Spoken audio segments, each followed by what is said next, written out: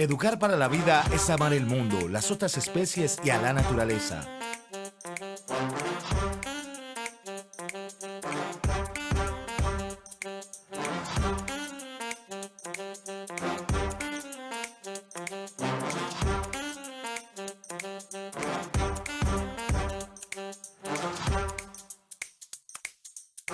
Es dejar el mundo en las mejores manos.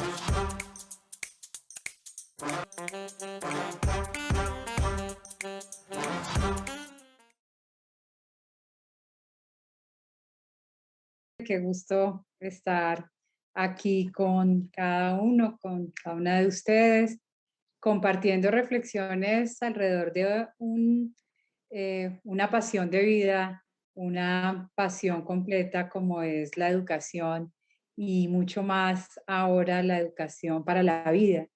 Esa educación que pues nos permite soñar, que nos permite tener ilusiones con un planeta que sea mucho más amigable, con un planeta que sea unos seres humanos más bien, que seamos más empáticos para construir realmente este planeta. Entonces, de verdad que ha sido todo un placer, un privilegio poder acompañar esta iniciativa. Cuando Guillermo nos habló de toda esta idea, pues nosotros inmediatamente quisimos sumarnos a la iniciativa. Sabemos que las personas que nos están acompañando pues tienen muy interesantes reflexiones sobre lo que realmente es la educación en este mundo contemporáneo, en este mundo moderno que a veces no nos da tiempo para la reflexión. Entonces, tener en todo este encuentro estas figuras internacionales, expertos, los representantes de la academia, los conocedores en temas educativos, quizás aquellas personas más interesadas en la educación, pues es una verdadera oportunidad, es un verdadero lujo. Entonces, agradecerte a ti, a la Corporación Misión Rural, que de verdad siempre ha creído en unas causas importantes para esta sociedad. Gracias, Guillermo, por proponerle al mundo, al país y a la ciudad, pues este espacio de calidad alta en el que podamos reflexionar sobre las condiciones, las características para nuestra educación en estos tiempos tan cambiantes, en estos tiempos a veces un poco turbulentos, pero tiempos que nos llenan de oportunidades. Cuando nos propusieron los ejes temáticos del evento, nos ilusionamos mucho. Hablar de educación para la crítica es algo que nosotros compartimos, no creemos en un modelo en el que la educación se base en la repetición de los contenidos, en la repetición de los textos. Nosotros creemos más en una educación que forme ciudadanos y ciudadanas críticas, una formación que privilegie ese pensar la sociedad. Por eso también el tema de cultura de paz, el tema de ciudadanía global, el tema de justicia en sí mismo, el concepto de justicia, la manera como los niños, las niñas, los jóvenes perciben y viven la justicia, la comunicación, pues todo eso realmente forma parte de educar en la vida, educar con la vida. La alcaldesa Claudia López, quien también les extiende un cálido saludo cuando empezamos a discutir todo esto de lo que debería ser un nuevo contrato social y ambiental para el siglo XXI, partíamos que, aunque ese es nuestro gran plan de desarrollo, ese contrato social debe partir de ciudadanos muy empoderados, de ciudadanos educados, de ciudadanos formados, de ciudadanos críticos y sobre todo de ciudadanos libres. Entonces, de verdad que los temas que en ese momento estuvimos discutiendo, pues son temas que nos apasionan, son temas que nos interesan mucho y que están plasmados en nuestro plan de desarrollo. Lo que voy a hacer es, me contaron, me dijeron y así lo hemos preparado, que pues contáramos, expusiéramos todo lo que la pandemia producida por la COVID-19 nos ha generado, y creo que hay muchos consensos frente a efectos negativos de la pandemia en educación. Yo soy un poquito optimista y creo que aunque efectivamente tenemos grandes costos que no podemos ocultar o que no podemos decir aquí no pasó nada, pues la pandemia también nos ha generado grandes retos, grandes oportunidades. Yo me alejo un poco de aquellas personas que dicen que estamos ante una generación perdida o una generación que con sus grandes costos, con los grandes costos que tienen, pues van a tener grandes pérdidas. Yo realmente creo que lo que nosotros tenemos aquí es grandes, pero grandes oportunidades, grandes retos que cada vez vamos cumpliendo más, y por eso quisiéramos presentarles esas iniciativas que desde Bogotá nosotros hemos emprendido para enfrentar los retos y darles 3 ejemplos muy específicos de políticas públicas en las que hemos hecho de esta crisis una oportunidad para acelerar los cambios de algo que incluso en los, no sé, quizás siglos, 5 últimos siglos, no ha cambiado mucho, que es como puede ser la educación. Entonces, nosotros creemos que sí hay cambios importantes, creemos que esto puede generarnos unas responsabilidades y sobre todo unas grandes oportunidades. Voy a compartir pantalla, no sé, Guillermo, si me pudieran confirmar. Perdónenme acá. Yo voy compartiendo la presentación y ustedes me contarán, por favor, si la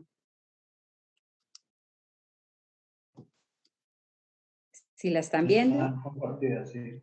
Perfecto. Bueno, entonces la presentación tiene 4 elementos para responder a esas grandes preguntas de cómo hemos concebido este educar para la vida. Lo primero es lo que nos ha mostrado la evidencia internacional de los impactos de la pandemia sobre el sector educativo. Lo segundo, algunas acciones que hemos emprendido para esta recuperación de muchos aspectos de la vida mientras tuvimos colegios cerrados, pero siempre garantizando el derecho a la educación. Lo tercero, una forma de ver esto, y es la crisis como una oportunidad, y mostrarles entonces los retos, las estrategias que hemos implementado en Bogotá y algunos ejemplos. Y por último, la reflexión en la que nosotros siempre queremos llevar a que la educación esté en primer lugar de la agenda social. ¿Cómo es posible que la educación esté en ese primer lugar? Efectos negativos. Aquí yo creo que nosotros tenemos varios consensos, incluso internacionales, lo que nos muestra la evidencia, fundamentalmente, digamos, en los países, en lo que se llamaban los países en desarrollo, yo me atrevería a decir muchos de nuestros países latinoamericanos, y es que la crisis del COVID no solo amplificó desigualdades educativas entre los países, sino también lo que se llaman las brechas de desempeño entre los países, al interior y lo que es en el planeta. Y esto es dramático realmente como sociedad, que ya veníamos con unas brechas importantes. En Bogotá, por ejemplo, nosotros tenemos muchas brechas en educación. Les hablo solamente de 2, de 3, la brecha urbano-rural, por ejemplo. Bogotá tiene 28 colegios rurales.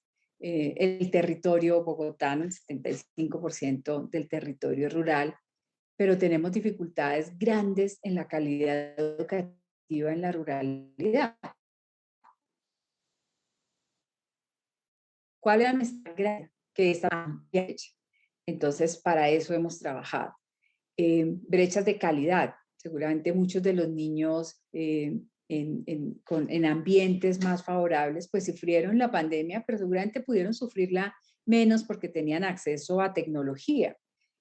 Muchos de nuestros estudiantes más vulnerables o los más pobres, pues no tenían el mismo acceso. Aumentamos la brecha. Entonces, esas brechas nosotros las podemos explicar internacionalmente, es lo que se ha hecho, es uno, las medidas diferenciales para enfrentar la pandemia. Duración de cierre de colegios ha sido fundamental. Tenemos que esperar cómo van a ser los resultados de las pruebas, por ejemplo.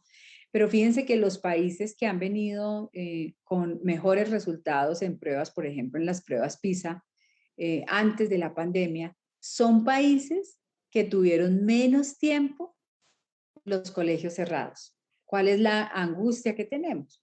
Que al haber tenido los colegios cerrados más tiempo, esta brecha se puede aumentar.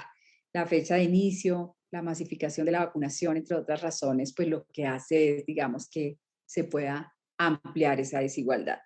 Las condiciones de los docentes, de los estudiantes previos a la pandemia, el acceso a los dispositivos electrónicos, al Internet, las habilidades digitales, pues son cosas que empiezan, digamos, con un punto de partida muy distinto en algunos países y en algunas ciudades.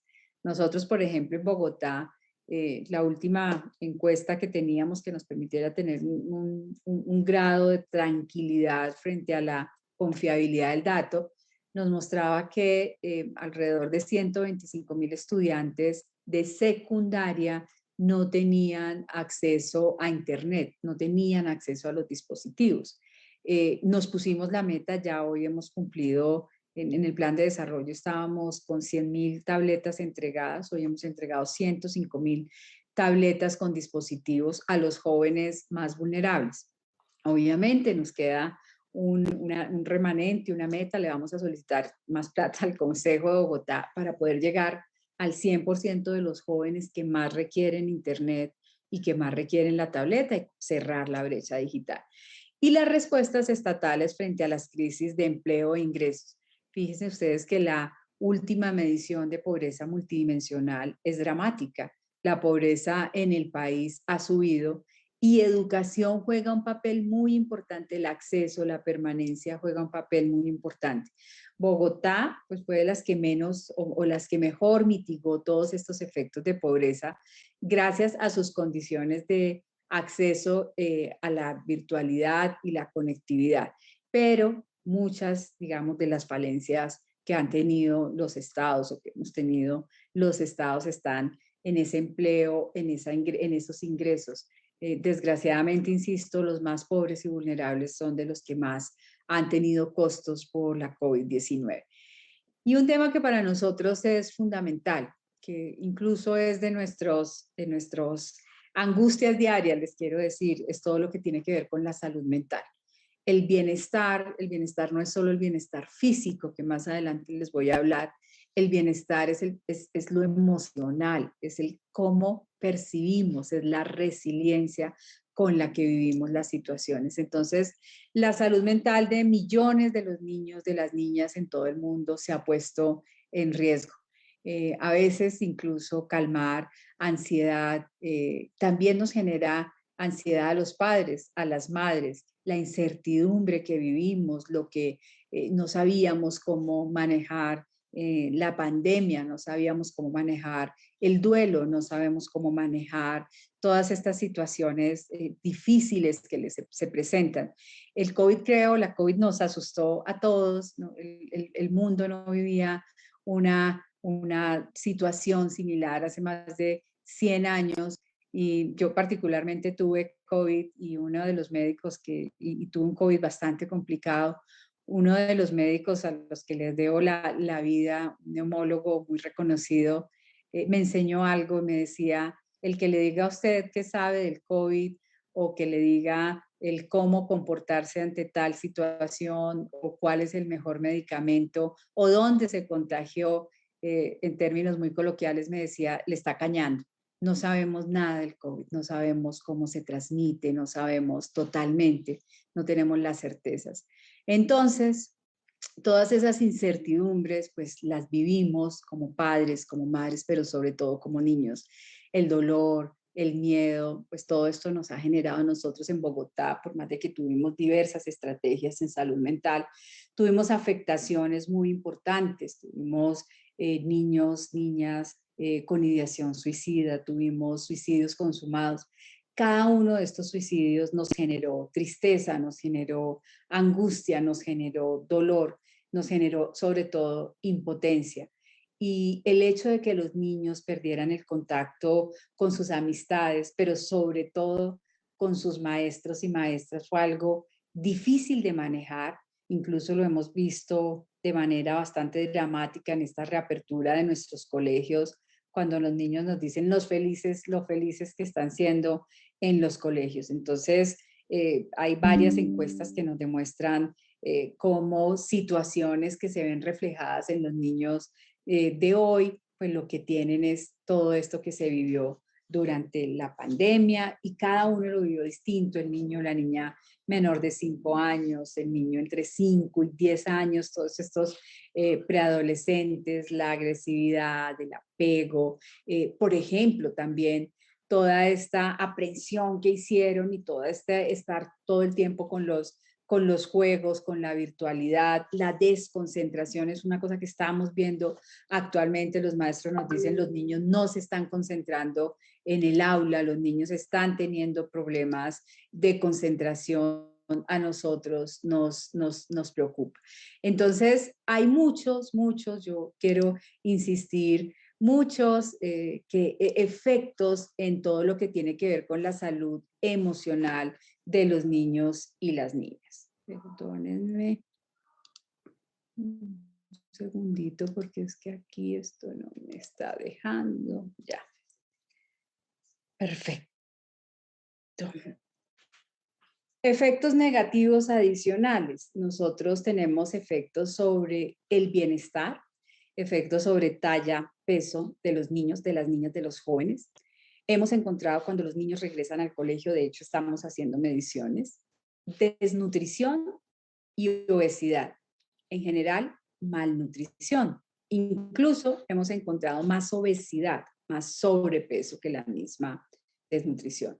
Entonces, hubo mayor aumento de peso durante la pandemia para los niños y los jóvenes de todas las edades. Miren, este dato, estos datos son evidencia internacional. En promedio, los niños de 5 a 11 años aumentaron 5 libras de más, que digamos para nosotros es dramático. Mientras que los de 16 a 17 aumentaron 2 libras de más. El resultado fue un aumento de casi el 9% en los niños más pequeños que caen en las categorías de sobrepeso y obesidad. La mala calidad de la dieta, el estilo de vida sedentario, pues que se adquirieron estos hábitos en la pandemia, puede no ser, y estos días hablando con unos endocrinólogos nos decía, este efecto va a tener un gran costo cuando los niños, estos niños sean adultos y cuando nosotros tengamos todos estos problemas de diabetes, por ejemplo, metabólicos y demás. Pero adicionalmente, ¿qué encontramos? Que la pandemia incrementó los índices de violencia. El hogar debe ser el territorio seguro, el espacio seguro para los niños y las niñas. Desgraciadamente, no siempre esto ocurre. Desgraciadamente, los niños y las niñas muchas veces incluso se sienten más seguros en el colegio.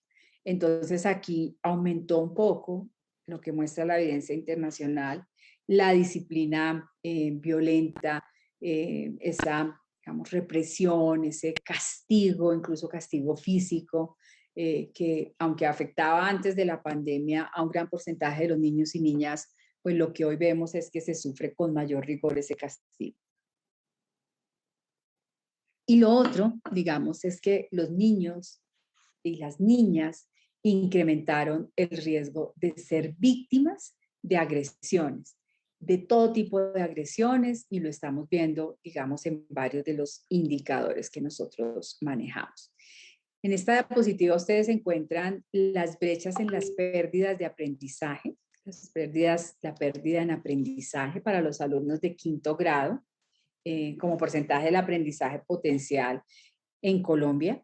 Esta es una medición que hace el Banco Mundial. Fíjense la brecha que existe por nivel socioeconómico, que es una de las brechas que nosotros tenemos, pero también por región cuando uno compara lo urbano y lo rural. Esta crisis sanitaria pues profundizó brechas sociales, económicas en el mundo, en la región, en el país, y yo me atrevería a decir, digamos que en la ciudad, aunque hemos tenido pues la inmensa fortuna de contar con unos mecanismos que nos permitan abordar y tener claro la necesidad de trabajar por un nuevo contrato social y ambiental. No todo es negativo y yo en esto quiero insistir. Nosotros vemos efectos positivos. Nosotros hemos visto toda esta situación que se nos presenta como una oportunidad y entonces internacionalmente o las mediciones internacionales mejor nos están dando bastante correlación con lo que está sucediendo particularmente en Bogotá.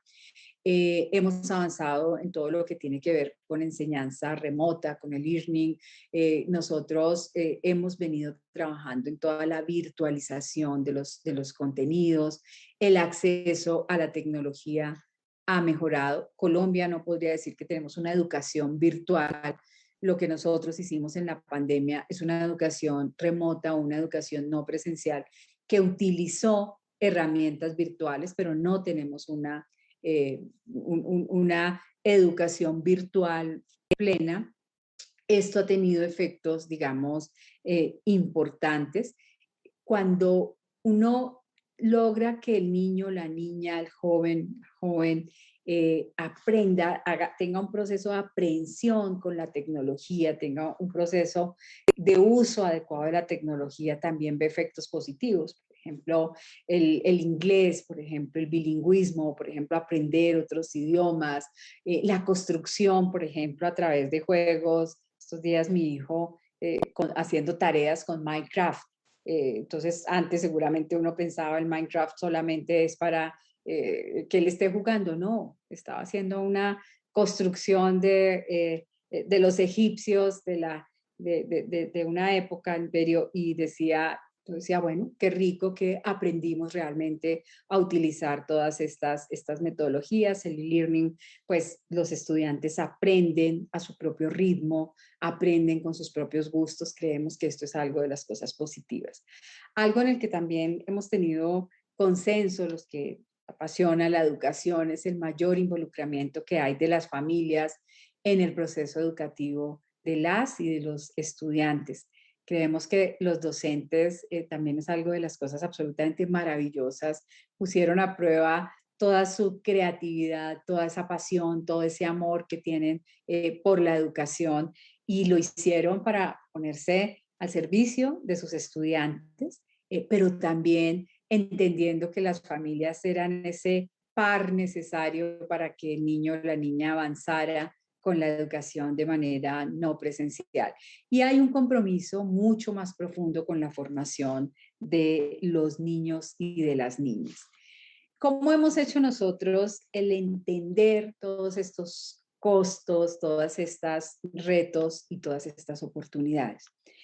Cuando nosotros llegamos a la administración en Bogotá, enero del 2020, pues ninguno tenía en mente una pandemia, ninguno tenía en mente, ninguno, ni la alcaldesa, ni ninguno de nosotros como servidores y servidoras públicas, teníamos en mente hacer frente a una pandemia. Pero una vez el 16 de marzo, en el caso particular de Bogotá, que se cierran los colegios, en el caso Colombia en general cerró los colegios el 16 de marzo, pues lo que nosotros tenemos que hacer es plantear unas políticas y unas ejecutorias públicas que sean efectivas y que partan del conocimiento de la comunidad educativa. Entonces hicimos muchas cosas para garantizar, y fue lo primero que tuvimos claro, garantizar el derecho a la educación. Muchas actividades, por ejemplo, en una semana, les quiero contar, nos ingeniamos Aprende en Casa. Si ustedes recuerdan, cuando empezamos con toda esta pandemia, lo que se decía y lo que uno preparaba era que íbamos a tener colegios cerrados durante cuarentenas, 14 días. Entonces nosotros invitamos a los maestros y maestras a que un sábado nos habían dicho que estábamos locos, que los maestros no iban a trabajar el sábado. Pues el 91% de los maestros de Bogotá atendió ese llamado Y fíjense lo que nos ha dicho esta pandemia, despacio. Hay que planear, pero hay que actuar también.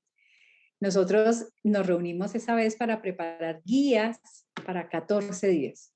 Muchos colegios duraron cerrados 14, 16 meses.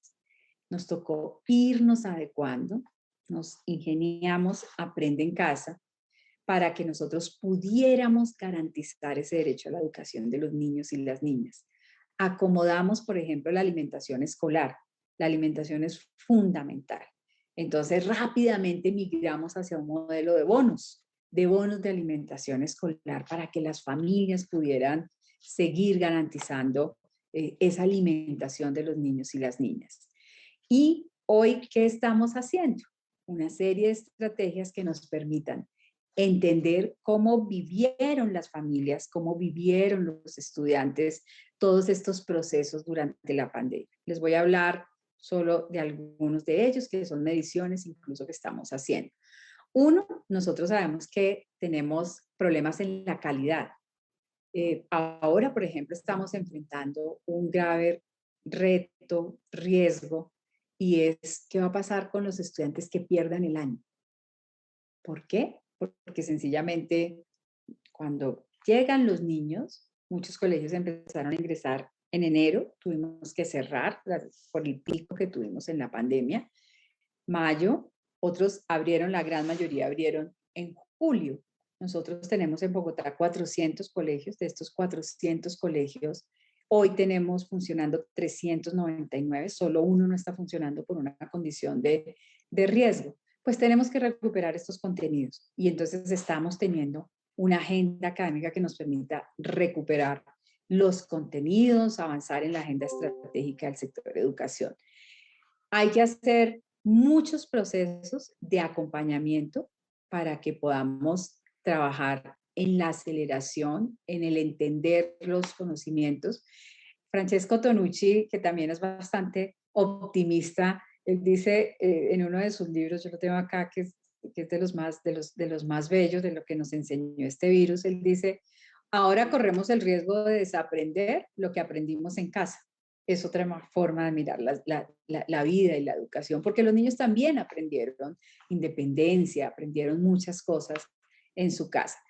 Estamos activando un sistema de alertas tempranas para revisar todo lo que tiene que ver con salud mental, caracterizando en la salud mental de las y los estudiantes, un diplomado en atención en salud mental para los maestros y maestras que también nos enfrentamos a situaciones bastante difíciles y aumentamos 200 orientadores escolares.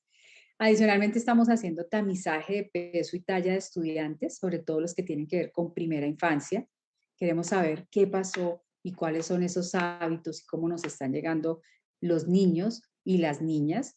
Ya tenemos un tamizaje de 41.970 niños y niñas. Y la ruta 100K, que quizás es una de las estrategias más impactantes que nosotros hemos tenido. En el plan de desarrollo habíamos acordado, el Consejo de Bogotá nos aprobó que tuviéramos 100.000 tabletas con virtualidad entregadas. Pero cuando nosotros nos dimos cuenta y teníamos ya todo el plan, pues lo que pensamos es, no podemos caer en que ellos y ellas tengan la tableta y no toda la aprensión. Entonces nos inventamos la ruta 100K, que es todo el proceso de acceso, uso de dispositivos tecnológicos en contextos educativos, pero estamos haciendo ese uso. En este momento, por ejemplo, los maestros están utilizando la tableta con su conectividad en la clase, en el colegio, y estamos obviamente mejorando las condiciones de conectividad en cada una de las instituciones educativas.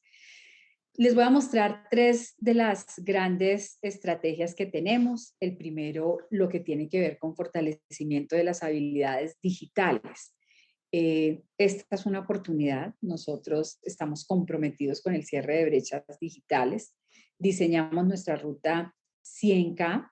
Hemos llegado a los jóvenes, no llegamos a los niños, esto es importante. A veces nos preguntan por qué los niños de primaria no tienen este acceso. Los pedagogos y demás nos han dicho, los que más necesitan la virtualidad, tienen mayor aprehensión, son los jóvenes de secundaria. Entonces, ante la escasez, la limitación de recursos que tenemos, pues decidimos privilegiar la secundaria, y entonces tenemos una ruta que tiene tres grandes elementos. El primero es acceso a dispositivos. Un dato que les voy a dar que a mí particularmente me motivaba mucho. En 27 años, de 1994 al cierre del 2020, Bogotá había entregado 89.202 dispositivos desde el nivel central entre tabletas y computadores. Por el COVID, ante todas estas necesidades y con el ánimo de cerrar esta brecha digital, pues ya llevamos más de 105.000 dispositivos. Lo que la ciudad había hecho en 27 años, logramos hacerlo con decisión en menos de un año.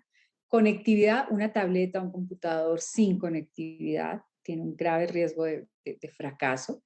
Aquí nosotros tenemos acceso ilimitado a contenidos educativos y 10 gigas de capacidad. Y por último, en lo que estamos concentrados estos últimos meses, en la apropiación digital, reconocimiento de estas herramientas. Con profesores, por ejemplo, nos tocó, a veces algunos profesores tenían muy bajo conocimiento en todo lo que tiene que ver con la conectividad, empezar desde muy bajo, y hoy estamos desarrollando competencias informáticas y de generación de experiencias. Aquí tenemos aliados maravillosos. Nosotros está bañándonos, por ejemplo, Microsoft, y tenemos un acompañamiento también de USAID para tratar de avanzar en todo lo que tiene que ver con la apropiación digital. La otra de las alternativas, de las oportunidades que nosotros estamos viendo es el avance significativo que hemos tenido con esa apuesta por la ciencia, por la tecnología, por la innovación en Bogotá y en los colegios. Entonces, Bogotá, territorio STEAM, tiene como propósito, esa declaración tiene como propósito incorporar prácticas interdisciplinarias de enseñanza, de aprendizaje, en áreas como matemáticas, como tecnología, como las ciencias, que tienen, digamos, un desarrollo fundamental en esas capacidades científicas. Entonces, aquí, por ejemplo, estamos trabajando mucho otra de las brechas que se tienen en educación y en la ciudad, la brecha de género. Las niñas, por ejemplo, no acceden a carreras STEAM, a disciplinas STEAM, y estamos trabajando. Entonces, estamos sumando aliados en el sector productivo, en proyectos de formación y producción educativa. Entonces, aquí les tengo algunos de estos ejemplos. Tenemos un programa con docentes, un programa que se llama Soy Digital, que es muy bello, busca fortalecer habilidades digitales y tecnologías de información, pero acompañada de todo lo socioemocional, esas competencias, esas habilidades socioemocionales, a través de rutas de aprendizajes, de proyectos que hemos venido priorizando. Tenemos todo un programa también de habilidades para estudiantes. Lo que buscamos nosotros es formación de nuestros estudiantes, que promuevan, que desarrollemos habilidades profesionales, tecnológicas. Estamos con programas bellísimos como la U en tu colegio, en el que vamos dando orientaciones de carrera, una estrategia muy linda, la estrategia OSO, orientación socioocupacional, para que las y los jóvenes puedan escoger mejor su carrera y construir su proyecto de vida. Tenemos un programa Cisco, Cisco tuvimos un reconocimiento, de hecho, internacional, que busca desarrollar habilidades relacionadas con la tecnología de redes. Y tenemos un programa que es también bastante lindo, que es el de AWS Education, que busca ofrecer formación a estudiantes para que puedan desarrollar habilidades relacionadas con tecnologías en la nube. Hoy muchos de los estudiantes quieren acceder a todos estos programas de formación en las nubes y demás. Y por último, mostrarles un programa que también lo ha dicho muchas veces la alcaldesa. Seguramente si no hubiéramos tenido la pandemia, no hubiésemos podido ofrecer alternativas a los jóvenes. Hoy Bogotá está comprometida con tener más y mejores oportunidades para los jóvenes. Entonces hemos diseñado un programa, un nuevo portafolio de programas que lo que hace fundamentalmente es trabajar con las universidades. Estamos trabajando con 33 universidades para ofrecer la educación que las y los jóvenes quieren. Son 4 grandes alternativas que nosotros ofrecemos. Uno, educación media, La educación media a veces se convierte en ese puente quebrado entre la básica y la universitaria. Un joven, una joven que deserte en la media es un joven al que difícilmente vamos a recuperar para el sistema educativo. Entonces estamos trabajando con jóvenes con capacidades para que ellos puedan enamorarse del conocimiento. El sueño es que el 100% de los colegios en Bogotá, un estudiante cuando se gradúe de bachillerato pueda tener su formación técnica y como lo ha dicho también la alcaldesa, eso es educar para la vida. Cuando es un ir y venir a lo largo de la vida, un ir y venir a la formación, al colegio, a la universidad. Entonces, con educación media estamos ofreciendo bastantes alternativas a los chicos para que o se formen en técnico o escojan muy bien su carrera o tengan inmersión en educación superior. Nos inventamos también una estrategia que si no hubiera sido por la pandemia seguramente no la hubiéramos desarrollado, que se llamó Reto a la U. Reto a la U consiste en una formación específica, puntual. Tenemos más de 14.500 beneficiarios.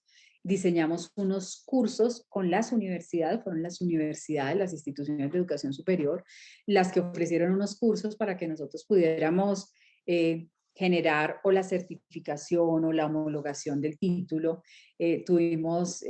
Aquí trabajamos con 33 universidades que ofrecen estos créditos educativos a las y los jóvenes. Jóvenes a la U, que es un modelo flexible, incluyente, pertinente a la educación superior. La meta de nuestro plan de desarrollo son 20.000 jóvenes cuya función, o mejor, cuya característica fundamental es que nosotros no estamos dando créditos educativos financieros, sino crédito educativo, es decir, el estudiante no se endeuda, pero el estudiante se compromete con la sociedad. El estudiante firma casi un contrato en el que nos dice que una vez se gradúe, que una vez culmine sus estudios, cómo puede retribuirle a la sociedad eso que la universidad le ha generado, que es la educación. Esperamos formar 20.000 jóvenes en Jóvenes a la U con las 33 principales universidades. Y certificación de competencias, que básicamente lo que está buscando es dar respuesta a esos jóvenes, a esas jóvenes que no quieren una carrera profesional. Hoy no necesariamente los jóvenes quieren una carrera universitaria, muchos de ellos quieren un técnico, un tecnólogo que incluso sea mejor valorado por la sociedad. Entonces aquí tenemos unos programas específicos de competencias con habilidades para el siglo XXI. Estamos construyendo alianzas con universidades, con entidades de formación para el trabajo que contribuyan pues a esta reactivación económica. En última, lo que nosotros queremos es brindar esas oportunidades precisamente a las y los jóvenes para que sientan un estado presente en su proyecto de vida. Terminar con esta reflexión, ya son las 4:45, entonces termino, digamos, con una reflexión que quisiéramos dejar y escuchar si tienen alguna inquietud. Creemos que la pandemia que se genera por la COVID-19 pues trae desafíos, impactos de gran magnitud para los sistemas educativos en el mundo, para los sistemas educativos de los países, y Bogotá pues no ha podido escaparse de eso, sustraerse de eso. Hemos hecho frente, seguramente podemos hacer las cosas mejor cuando uno habla de educación o cuando uno habla de seres humanos, todo es perfectible, afortunadamente, pero lo hemos hecho de manera rigurosa, de manera empática. Nosotros dialogamos, conversamos, por ejemplo, con los jóvenes. A veces, Guillermo, a mí me sorprende cómo las universidades, yo soy profesora en la universidad, creemos que los jóvenes quieren estudiar X o Y carrera.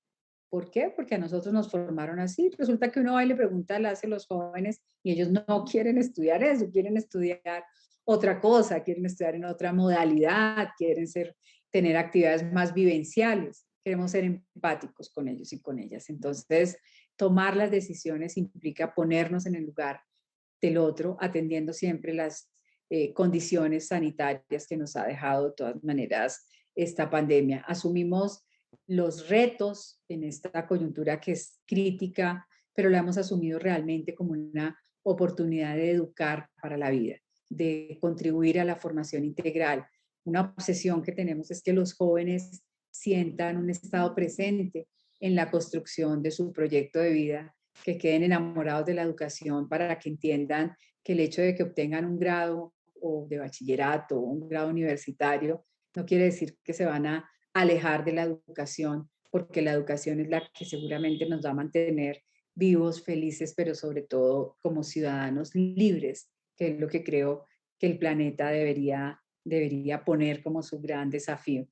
Así como lo hemos dicho, quizás el desafío más grande de todas las democracias es la construcción de confianza. Yo le agregaría que uno de los desafíos más grandes que tenemos es poner la educación en primer lugar. Entonces, pues muchas gracias, Guillermo, por permitirnos compartir nuestras reflexiones, nuestras tareas, pero también muy ávidos de escuchar la retroalimentación. Gracias. A ti, Edna, creo que digamos, el esfuerzo que ha tocado a las entidades del Estado, de todas partes del Estado en tiempo de pandemia, es el doble, o sea, es una cosa descomunal. Este encuentro, cuando lo hicimos, pensábamos qué estará pasando con la educación, ¿sí?, mientras estamos confinados. Parte de las preguntas que hacemos a los distintos conferencistas, y esta primera semana ha estado centrada en educar para la crítica, en culturas de paz, y dejan unas reflexiones. Yo creo que Bogotá afortunadamente toma este liderazgo para poner una crítica, no solo a lo que nosotros hacemos, sino a lo que humanamente hemos venido haciendo a lo largo de muchos años. Fíjate que te quería comentar algunas cosas de lo que he escuchado, ¿sí? Que en principio me conmueven, me sorprenden y me invitan a producir cambios incluso de comportamiento frente a muchas cosas. Una de las cosas fue la primera conversación que tuve con Rigoberta Menchú, que es el Premio Nobel de Paz, y algo que dejó en el aire fue que la pandemia fue afortunada porque la mujer, ¿sí?, y la mamá volvió al rol de tutora, ¿vale? Eso lo valora ella como grande, y yo creo que sí. Digamos, esa oportunidad de repensar esa tutoría maternal debería recogerse en algún lado, ¿me entiendes? Como una estrategia para fortalecer lo educativo. Otro es que la educación no sucede en el aula. La educación es un proceso complejísimo que va desde lo que decía Rigoberta a lo último que decía uno de los expositores de Argentina, y el último que estoy hablando, Antonio Lafuente, es un poco como la educación se hace en la experiencia misma de la vida en la ciudad, por ejemplo. Y habría que valorar con mucho que hay expertos de todo tipo que no han de ninguna manera pasado por las aulas. Eso es muy interesante, el valor que se le da a la experiencia como proceso educativo. Eso me parece que es central. Habría algunas cosas, como por ejemplo lo expuesto por Ernesto Castro en el Procrastinar, pero básicamente dejó en el aire algo que me parece muy interesante. Y es que lo importante no es lo que sucede cuando estás estudiando, sino incorporar la educación como una necesidad tuya, que lo hagas tú, ¿sí? En eso llegamos, por ejemplo, a consensos. Yo suelo decir que yo aprendí y estudié más sociología cuando salí de la universidad. Y uno se pone en el plan ese de que lo clave es que incorpores la educación en tu rutina propia. Eso es claro. Entonces ha sido como una experiencia, no te cuento muchas más porque es muy interesante. Estamos haciendo, por supuesto, lo que son las memorias digitales y las memorias básicamente digitales y visuales, y anunciarte que estamos en el proceso también de elaboración del manifiesto Educar para la Vida Bogotá 2021. En eso, ¿cuál es la idea? Es recoger todas las ideas de estas 100 experiencias que se han venido, que se comentarán, y poderlo hacer circular como una propuesta, ¿sí?, desde aquí para que haga incidencia política en organismos internacionales y en todos los niveles. Yo te agradezco la exposición. Creo que es tremendo el esfuerzo que habría que hacer en la educación y que los primeros pasos, fíjate, que les tocaron dar a ustedes son los pasos más importantes para la pospandemia. Algo así como el niño, si me Sí, entiendes, los primeros pasos que da en la cosa educativa es lo más importante para su crecimiento. Y creo que hombre, las cosas en medio de toda la incertidumbre y desconocimiento no se han hecho mal. ¿Sí? O sea, humanamente, tanto aquí como en Londres, en Madrid, en los distintos sitios, nos hemos preocupado un poco más por nosotros mismos, porque esa es la clave que hay que aprender de la pandemia. Preocupémonos por nosotros mismos, hombre, que eso es lo que quería, pues nada, no, sí. saludarte de nuevo y tenemos que seguir en contacto. Te seguiremos enviando la información sobre el encuentro. Y nada, siempre estaba ahí la secretaria. ¿Vale? Gracias. Gracias, Guillermo. Yo, si me regalas un minuto, Dale, dale.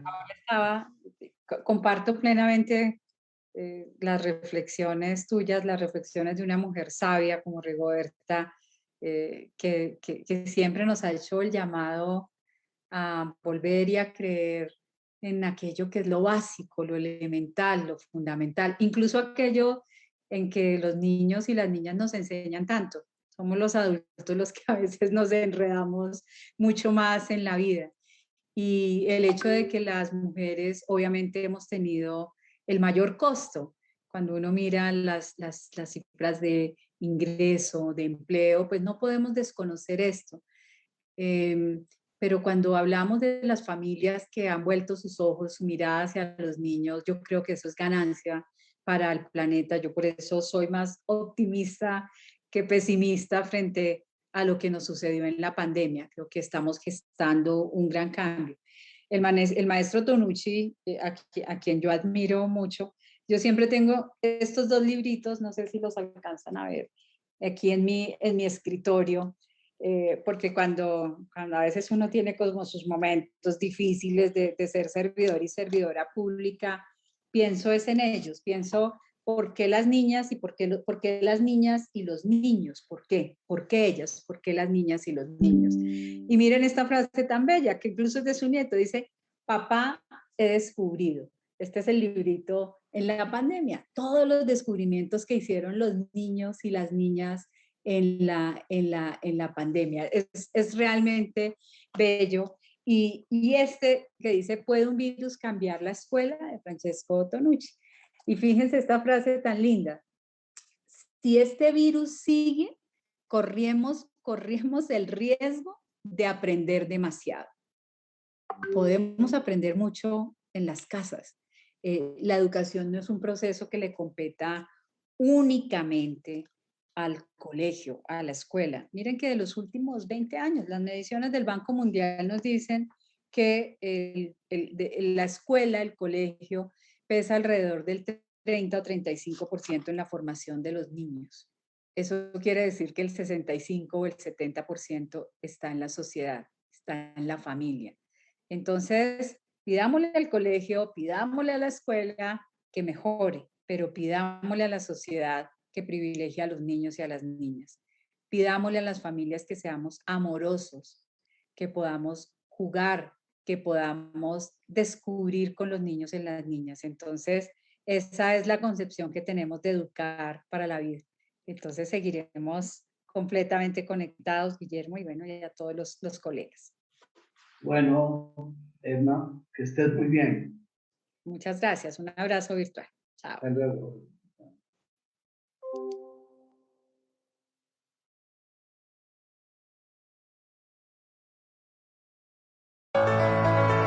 El Pacto por la Educación de Bogotá nos convoca a todas las y los ciudadanos a acompañar a la ciudad en un proceso de transformación en donde la educación es su principal motor de desarrollo.